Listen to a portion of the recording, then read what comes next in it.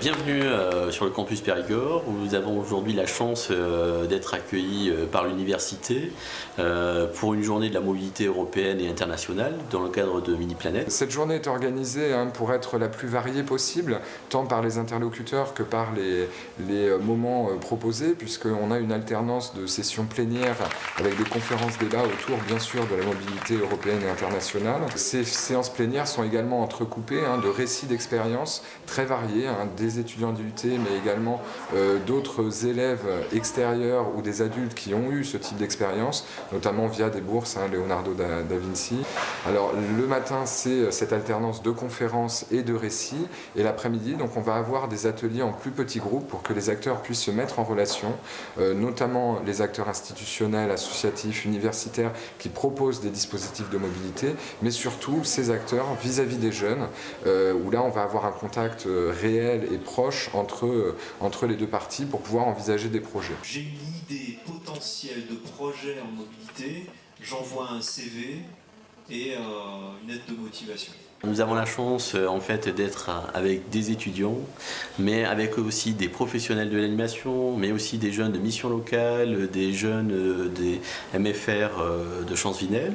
Nous sommes aussi avec donc des enseignants, des élus politiques, des membres d'associations qui viendront discuter justement de qu'est-ce que c'est que la mobilité à la fois européenne et internationale, et d'être aussi sur qu'est-ce que c'est que partir, revenir, accueillir, se former et informer.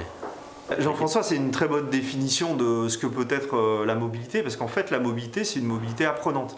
Alors les CEA Aquitaine participent avec d'autres partenaires, comme tu viens de le dire, à cette journée. Il y a la possibilité de partir à l'étranger et qu'il y a de nombreux partenaires aujourd'hui qui sont là pour les aider.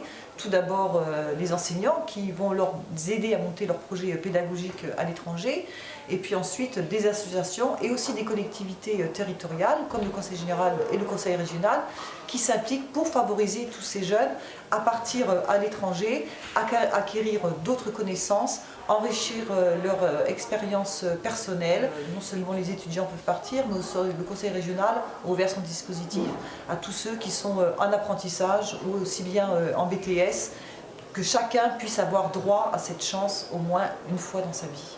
Le souhait du Conseil général, c'est effectivement de traiter la problématique des jeunes et de leur mobilité, parce qu'on est convaincu qu'effectivement, en favorisant la mobilité des jeunes, on aide aussi au renforcement des parcours professionnels, et on est persuadé effectivement qu'on donne un peu un coup de boost en fait au parcours de ces jeunes.